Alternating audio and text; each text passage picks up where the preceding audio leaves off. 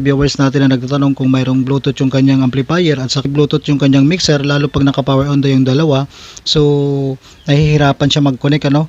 Lalo naman itong ating B8 sound card, idol, may Bluetooth din ito. Pag naka-power on ito, automatic open kagad yung kanyang Bluetooth. So kung halimbawa hindi katulad ng ating mixer na mayroong selector, ano, so isi-select muna natin papunta sa kanyang Bluetooth. So mas malakas yung Bluetooth ng ating B8, mabilis magsagap itong ating B8. Pero kung gusto natin na sa mixer tayo magko-connect ng ating Bluetooth, so nasa cellphone lang natin yan, idol. So katulad ito, idol, itong ating cellphone, no, naka-connect na rin dito yung ating B8s, yung mixer. So kung halimbawa, idol, i-priority natin yung ating mixer dito, so i-click lang natin itong pinaka-arrow, ano, tatanggalin natin dito yung B8.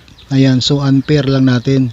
Ayan, so ma-unpair na natin yan. Ibig sabihin, pag nagbukas na tayo ng Bluetooth, automatic hindi magkukonek yung ating B8 dahil naka-unpair na siya. So maging priority na natin dito yung Bluetooth ng